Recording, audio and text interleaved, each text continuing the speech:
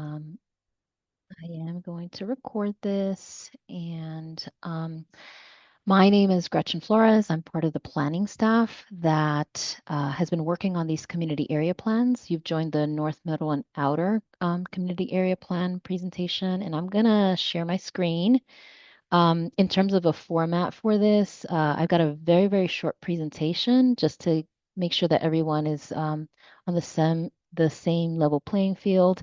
And then I'll open it up for questions because this is really an opportunity for you to be able to ask as many questions as you have. So let me share my screen.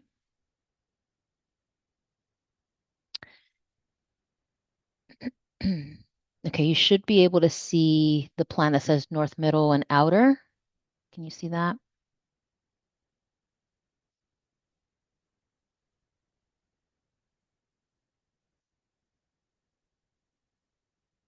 And you should be able to see the presentation. If you cannot see it, just let me know if you can't see it. Um, so thank you again for joining. Tonight is really an opportunity for you to be able to um, ask as many questions as you may have. As I mentioned before, the format is I'll have a very brief presentation and then I'll open it up for questions. So um, the The reason for developing the community area plans is that Charlotte has been growing continuously for decades, and the projected growth is supposed to continue into the future. In response to the projected growth, the city adopted the 2040 Comprehensive Plan in 2021, and that defines our vision for the next 20 years for growth and change in the city. The plan essentially calls for future growth to benefit as many people as possible, and it really is focused on equity. While the comprehensive plan does provide a broad vision for our community, there are other levels of guidance needed to make sure that the vision comes to life. So the comprehensive plan is very broad and citywide.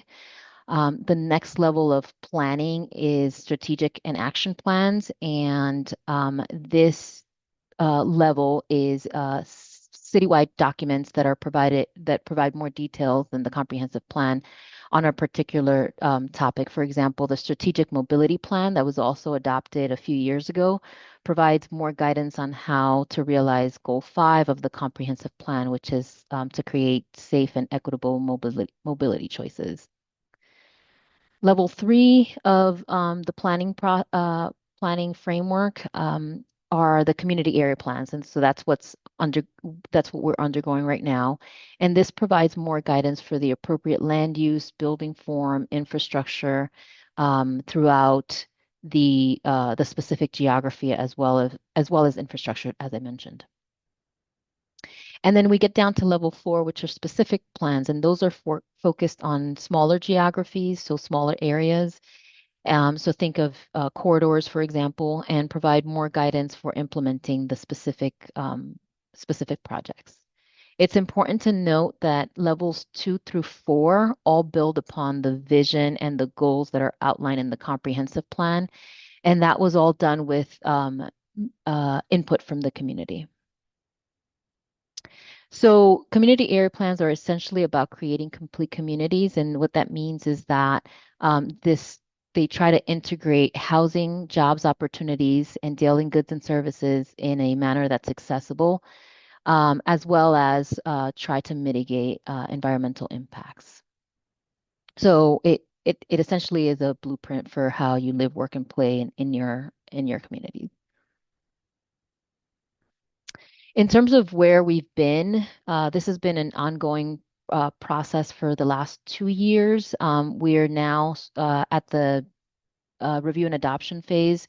We were before council recently, and they indicated that the community wanted some further opportunity for engagements, and so that's what the purpose of tonight is. It's really an opportunity to be before you and answer any specific questions that you might have. So I'll walk you through what the plans how they're laid out, and then we can go into the specifics of the plans that for questions.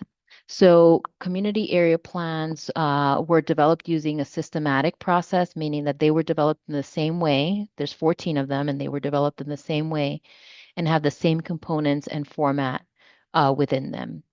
But while they're developed systematically, each plan does include some unique content for the specific community that it was developed for, including the individual character and the geography of that area, as well as some new common policies and guidance that help to achieve the overall vision. These plans provide a set of common considerations for decision makers. So, for example, for council, to ensure that we're consistently evaluating options in line with the city's vision. And over time, these considerations are supposed to help ensure growth and that it's accommodated in a way that's respecting established neighborhoods, aligning growth with the infrastructure capacity, and that it's creating vibrant and mixed-use centers while accommodating the growth that we're supposed to, that we're projected to get over the next 20 years. In terms of how the plans are laid out, every plan has an introduction component, and that really just introduces you to the work. The next chapter is the community area profile, and that really looks at the demographics of the community, the specific geography. So, who lives there, um, what the demographics are for that specific area. Um, the subsequent chapter, community needs and goals, this really talks about what are the priorities for that specific community. This really focuses on increasing access to housing choices, as well as jobs and daily goods and services, and then, as I mentioned before, reducing environmental impacts. The plans focus on these four needs because they are the metrics that we use in the comprehensive plan to basically assess how we should be planning for growth, for the growth that's coming. Um, the comprehensive plan has 10 goals, as you may be aware, and those 10 goals are linked to the four metrics that I just mentioned. So housing, jobs, goods and services, and then environmental justice. And the way that those are scored is that if any one of those areas have a score of 5 or less, that then becomes a priority for that specific area. And we'll get into the specifics of what is in this plan in particular. So even though there's some priority goals for the specific areas, all 10 goals are still important. It's just that with limited resources, we do have to identify some priorities, and this was the way to do it. Chapter 4 focuses on recommended development patterns for the geography, and that really ties back to the 2040 policy map, which is essentially the land use component of the comprehensive plan, and it lays out in a map form where growth should be happening. It's important to note that the plans recommend a large portion of this geography specifically to stay the same, and that there's a smaller percentage of the plan that's intended of the area that's intended to change based on the anticipated growth. And we can dive into that as well. The subsequent chapter, sorry about that.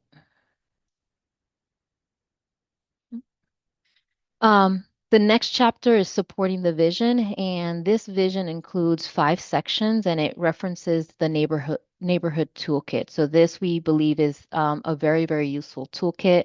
And what this includes is a catalog of all of the programs that are currently available to residents to help their needs. So this is intended to be a resource to empower neighborhoods who want to take some action.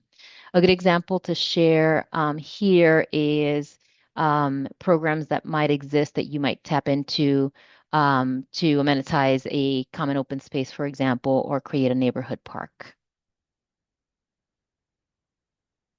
And this can be found in the appendix portion of the documents.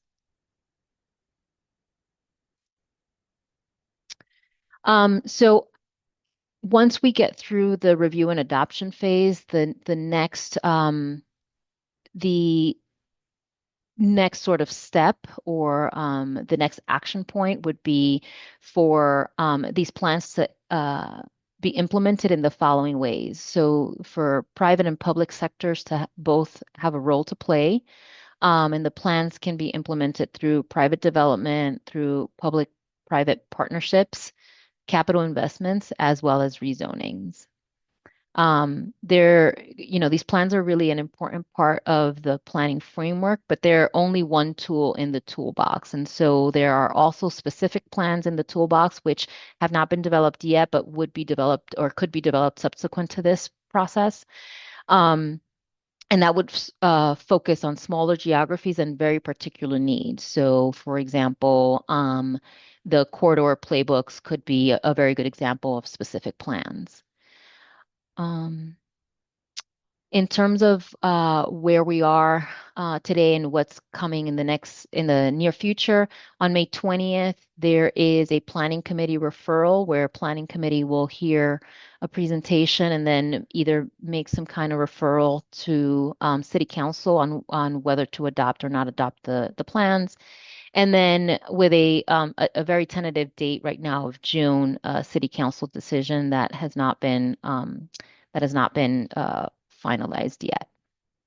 So I'm going to stop there and see if there are, just open it up for questions first, just some general questions. And then if you do have specific questions on the plans, we can jump to the specific plans themselves. So we have a very small enough group where if you want to just unmute yourselves, you can do that. Or type in the chat if you're so inclined. Okay, I see that Gloria has a question, and she says, my question for today is, with all of the houses and apartments going up, what plan is in place to broaden roads and improve traffic flow? So that's a good question, Gloria. Thank you for that. There's a couple things in play when we talk about roadway improvements. One is the type of development that's being proposed. If it's private development, usually depending on the development type and the development program, those will require roadway improvements or either roadway or transportation improvements of some type. There might also be projects through either NCDOT or the city's DOT that would be funded through some funding mechanism through essentially our regional transportation organization. So that would be another sort of avenue on how roadway improvements could happen. Gloria, did that answer your question, or is there something more specific that you'd like to know? Hi, thank you. So what I'm not seeing in the area where I live with all of the apartments and houses going up, I see nothing happening with the road. So I hear what you're saying. There's a lot of private builders, but they Mhm. don't seem to be doing anything with the roads. In terms of improvements that they need to make? Well, you said if it's a private company, then perhaps they are responsible and not the city, but we still have one lane each way Hmm. in the area, but we have thousands more people, so it creates an issue.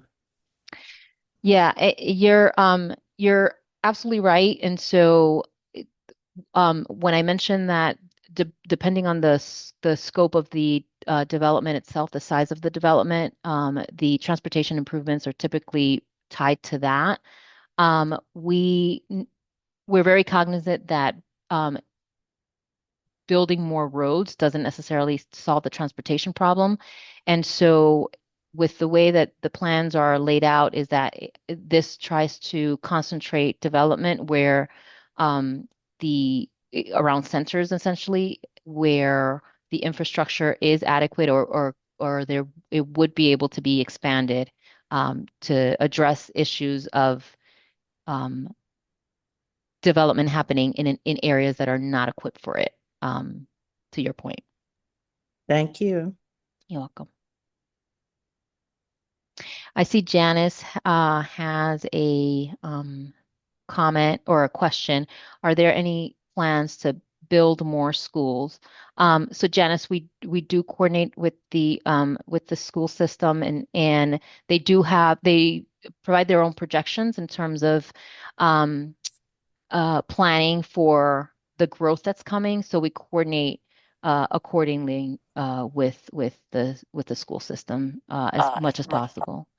I see Renee Johnson just joined. I want to recognize Councilmember Johnson and Councilmember Johnson, if you wanted to say a few words. In terms of the format, we went through a brief presentation, and this is really the question and answer portion. We wanted to save as much time for questions as possible.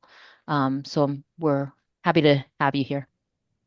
Thank you, Gretchen, and thank you for this format and the opportunity for the residents to obtain the information and to be able to ask questions. I'm going to drop in each session today because these are the District 4 Yeah.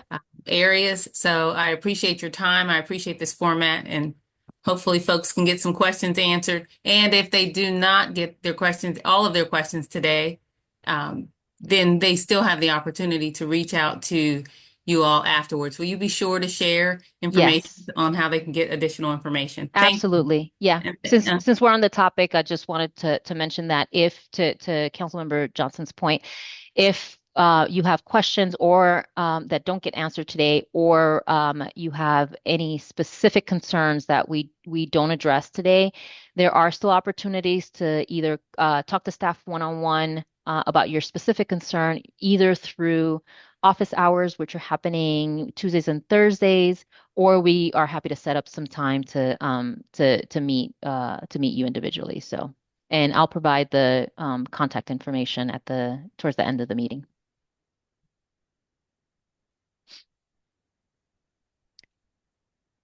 Any specific questions that we can go over? Or I'd be happy to jump back into what the plans have specifically. could you do that, Gretchen? Because there was Sure. some of us that had technical problems. I don't Yeah. want you to be redundant for the ones that did not have technical problems, but if you could just kind of balance that, Yeah. thank you. So I'm gonna share my screen, and I think the best place to start is with just a map of the area. So this is if you should be able to see my screen. It should say creating complete communities, and it should show a map of the geography. This is essentially the 2040 policy map, which is what I had alluded to earlier. This is the land use component of the comprehensive plan.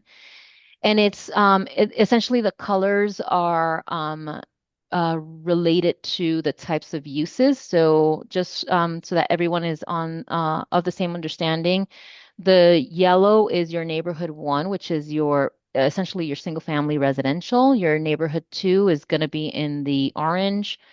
Your parks and preserve, which you have some parks and preserve sprinkled throughout the community, are in green. The commercial areas are your typically your auto-oriented uses, and those are in red. The campus areas are in that teal, so it's this teal color. Your manufacturing and logistics are the dark purple, and that's typically your more intense industrial uses. The light sort of pink, which you have a bit off of 85, those are your innovation mixed use, and what those really are intended to be adaptive reuse for sort of the lighter industrial. The pink uses are the neighborhood center, and The light blue and dark blue are community activity center and then the regional activity center respectively. And what those three are really for, from innovation mixed use, neighborhood center, community center, and regional activity center, what those uses or what those centers are supposed to do is really provide a way of accommodating the growth in areas where the infrastructure is more likely to one go, but where there's some existing capacity as well. And if you remember at the beginning of the presentation, I talked about this is really where this is really the way for us to accommodate the growth in centers and be able to protect established single family neighborhoods. With the growth that's coming. And so that's what this map is. I will now go to another useful tool is the supporting the vision. And this section really has some assessments in terms of what the existing sort of projects and programs are for the area, what the gaps are, and then how to fill some of those gaps. So the assessments that exist in this section of the plan are mobility, open space, and then community character.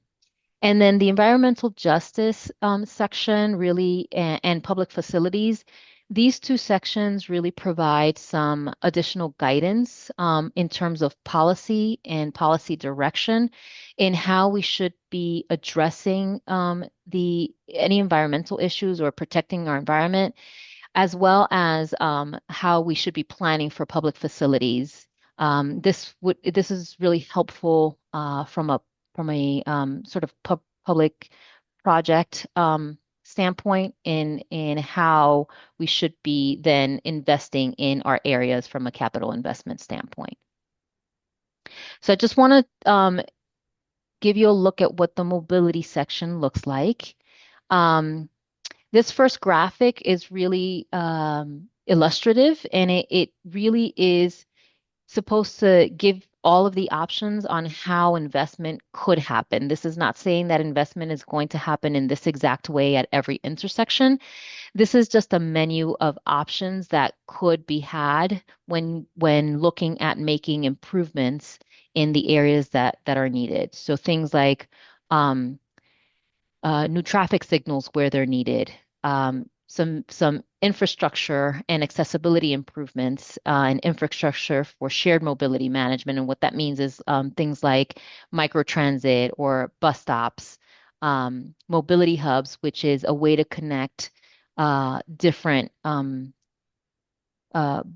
lines to each other where they don't exist. As well as enhanced lighting. We've heard a lot about safety and security being a concern. And so that's one of the options that could be looked to when we're making decisions on how to invest in making improvements. Another section of the mobility assessment is this aspirational sort of goal for how we could be or should be improving mobility citywide, but specifically in the north, middle, outer geography. This table really looks at the four centers that we talked about in the map previously, and it looks at each of these components. So it looks like at the pedestrian network, the bike network, crossings, block length, and the street network, and that really talks to the connectivity and how safe people feel to walk in certain areas. What parking exists or doesn't exist. Does it connect to trails and internal connections and then transit access? And it basically just makes a statement on how we want or how we should be aspiring for these different sections of the mobility network to be improved and built over time. The next thing that this looks at is really specific cross sections in these centers of the city, and then it makes an assessment as to where where along the continuum is, for example, the pedestrian network. So I'm going to just use an example. Um, in the neighborhood center off of Eastfield and Prosperity Church Road, the pedestrian network is not aligned with aspirations. And what that means is that we've got a lot of work to do. Um, the goal is to get to and aligned with aspiration, so fully aligned. And you can see that it's nowhere near there now. And so we recognize that this is an area that needs improvement um, across many of these sort of characteristics. And with in time, as development happens, both on the private side and on the public side, and as we make investments, the goal would be to make sure that we're checking off all of these sort of different characteristics in terms of mobility. Now, I will say that that will take time in order for all of that to happen across the city and even across the geographies. So the time horizon for this may be longer than some might want or anticipate.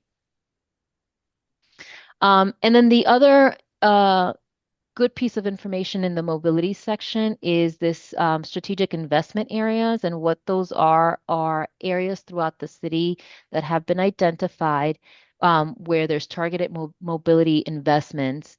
And you may have heard of City Council talking about talking a lot about these. And so this does capture the information for the strategic mobility area, strategic investment areas, and it provides some sort of guidance for each one. And I'll use Northlake as an example. So it gives some information on the mobility, the strategic improvement area, investment area, and then it gives some guidance on what would be needed in the future. The last sort of piece in the mobility sort of mobility plan recommendations is some guidance again on transit-oriented development, as well as some managing micromobility and then access to transit. And this just really sets the sort of the policy guidance for how investment again should be happening in infrastructure in this area. I'm going to stop there because I threw a lot of information at everyone, and I just want to see what questions there are.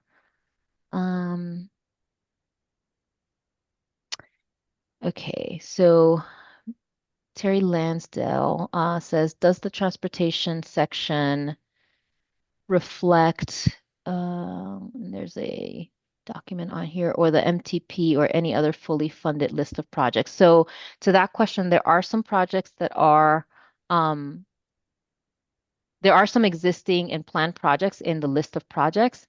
And so that kind of sets the existing conditions, or the where we are today. And then it also, as I mentioned before, gives some new guidance on where like the things that are missing and where the gaps are and how to then fill them. Terry, feel free to come off of mute if you'd like to have further discussion on that, because I see you have can I ask a question on this slide? And I think I had missed it because I could not see the questions at that point. Gretchen, can you hear me? Yes, I can hear you. If you pull up that last slide. Okay, hold on one second. Is it the S&P or the sorry about that. It's okay. While you're pulling it up, I have problems with this really across all of the area plans. This notion that we're using the S&P language, it really is outdated.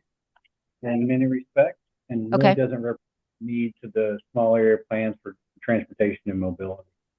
Okay. We see this for, I understand that we have, it reaches the goals of connected and prosperous, but the language that's attached to that is really insufficient to represent the needs of a successful area plan. ADA requirements, application of sidewalks, budgeting concerns. I get this piece, but I just think if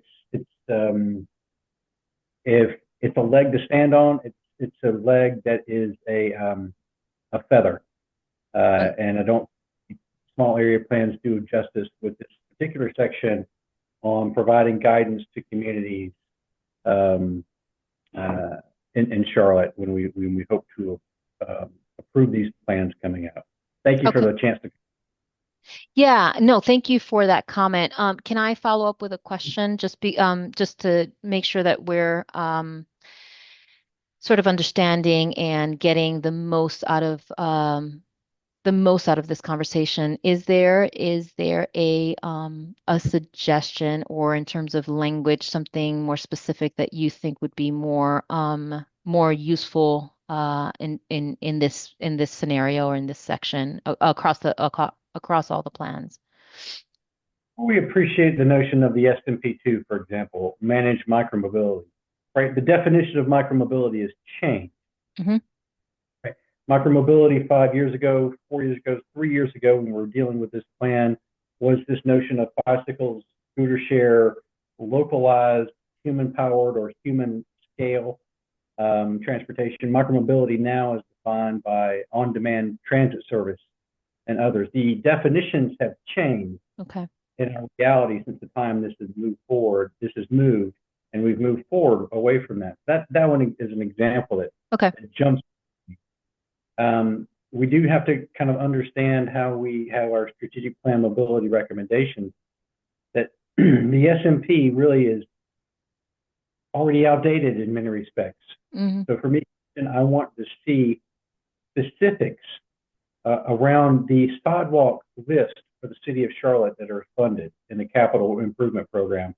I want to see the list of the Metropolitan Planning Commission transportation plan. I want to see the 5-year funded transportation plan represented in here and what it really means. For us to get around embracing what it means for Beatties Ford Road, what it means for Calmer Road, depending upon what area plan you're in, we've got to do a better job of representing the needs of smaller areas as we're taking them piece by piece. Okay. And I think it's fair to communities when we come to this place, we dive this deep into page 47 of the document, that we don't get left short when we are really trying to solve the larger issue around transportation associated with economic advancement, associated with living and working in place, 10-minute neighborhoods, access to jobs, schools, education. Then you include the environment for the heat island effect, the tree preservation plan.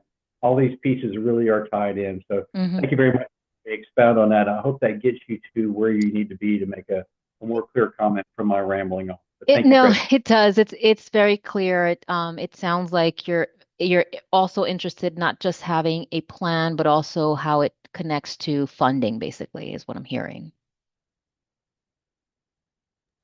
Yes, when we look at previous area plans that we're abandoning now as part of the Mecklenburg livability effort over the 10 to 15 years, it's important that we see and know exactly what's coming so that we know where the plan can succeed and where the plan needs help. Understood. Okay. Thank you. Thank you for that. Oh, no, thank you, Gretchen. Thank you, everybody, for being here. Yes. I'm going to stop sharing so that I can see the questions that you might have. Let's see. Okay, Joseph, how will this plan matriculate into actual decisions being made by public and private partners in development, and how will they use this document? So there's a number of different ways that the documents can be used. The sort of the two main ways or the three main ways would be through the rezoning process. And that would be staff would then look at these plans. For example, if a rezoning came into a specific area, staff would then be able to look at these plans and say, okay, this area has a need for housing. How does the project weigh against that? Does it help? Does it not help? If that same petition came in and it was in a center, we would then be able to go to the supporting the vision section and say, based on the assessments that were done, for example, for mobility or open space, how does this plan or how does this petition measure up against those aspirational elements? And are they helping to meet any of the aspirational elements? Um, and then really with the policy map too, which is also a revised, there's a revised portion of the policy map with this overall community area planning effort. We would be able to see what the designation is on that map and say, is it consistent or inconsistent with that guidance? So that's one way. The second way is through some capital investments. And this goes back to the assessments again in, decision makers being able to say, okay, this is an area that has XYZ gap. What projects can we tie to maybe some existing projects that would help advance the aspirational goals of, for example, the mobility section? And in time, those sort of efforts would help to achieve the vision overall of the specific community area plans. The third way that these plans can sort of take shape is through the alignment rezoning process, and that is there is a process for aligning the zoning map to any changes that happen in the policy map. And so there will be a revised policy map that comes with this, and any misalignments that we can address through the alignment rezoning process, um, we would we would be able to use portions of the policy map to do that. Um, I hope that answers that question. Um, Joseph, if I didn't answer the question in totality, please feel free to unmute yourself and contribute to the conversation.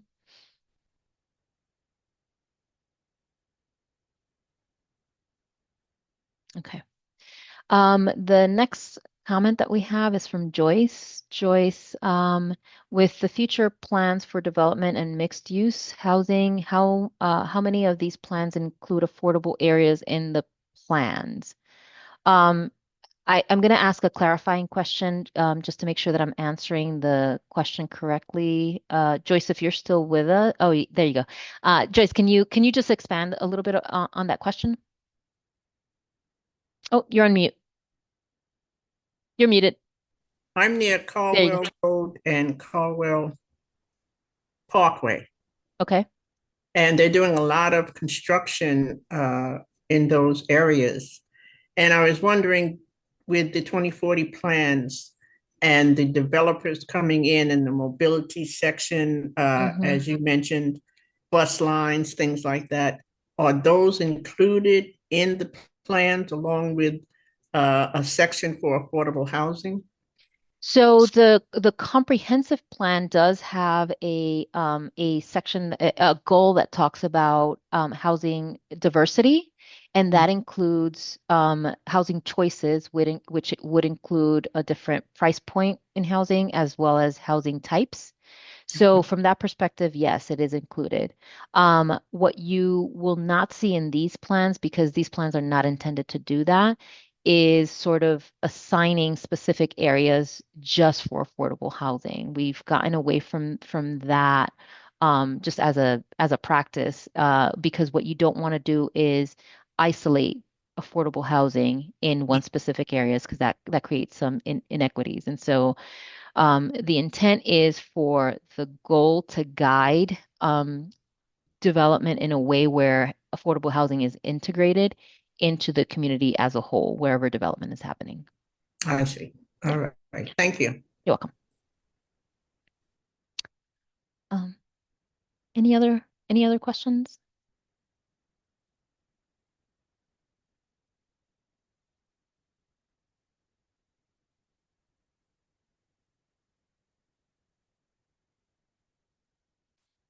Well, I really appreciate everyone. Oh, we've got one. Define what is meant by character of an area and how can change be accomplished. So, what the character really talks about is the sort of the things that you can't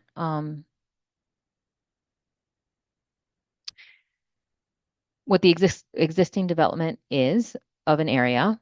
Um, it has a lot to do with sort of the architecture that you find in an area, and as well as some things that you can't really point a finger to, but it's maybe the feel of an area. So it has a lot to do with placemaking and what sort of feel you get when you go to a specific area. That's what character really talks about. And then you asked how can change be accomplished. So there's sort of two schools of thought. Some people don't want their area to change, and rightly so.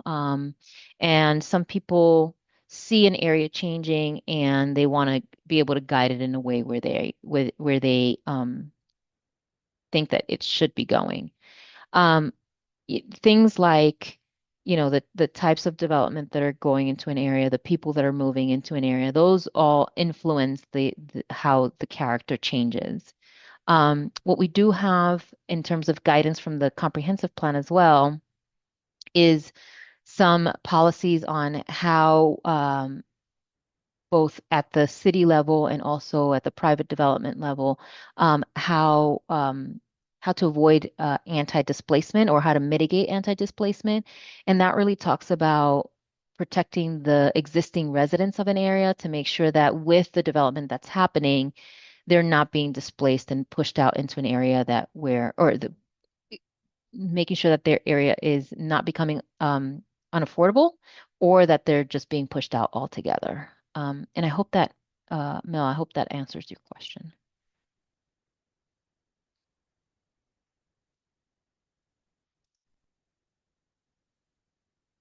Okay. I'm going to drop some information in the chat. And just bear with me while I do that. There are a few things that I'd like to share. One is just how to contact us, basically. So you can contact us through these several different options. We have a mailing list. We have an email where you can contact us if you'd like to schedule any additional informational sessions, if you'd like to meet with staff one-on-one, if you have any questions that come up after we meet today, you're more than welcome to email. The other contact information is the mailing list, and that really keeps you up to speed on all of the activities that are happening with these plans. And then the mailing list, just the general mailing list, and that's for anything happening in the planning department. I'd like to invite you to, if you don't already have this next link, this is our website. This has the links to all of the plans, all of our engagement, all of our events happening with regard to the plans. I will drop the specific link to this plan in the chat as well, and this next link will take you directly to the plan for your area.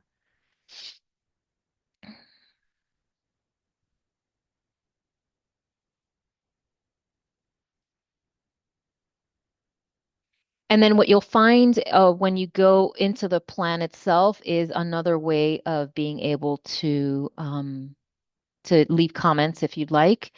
The comments that you have made today will make it into our comment log. So both the questions that you had on the chat and any follow-up questions, those will make it into the comment log that we have. And then what will happen is we'll provide some responses and make those available to the general public just for transparency's sake.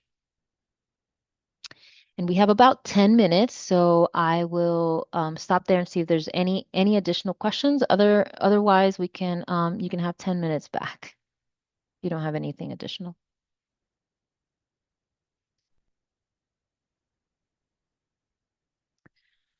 Okay, well, I hope this was helpful for everyone, and I hope that the questions that you had were answered. Again, we are continuing to accept comments or questions. So if you do, even if you don't have anything right now, if you've got anything that comes up, please feel free to reach out to us. And have a great evening, everyone. Thank you.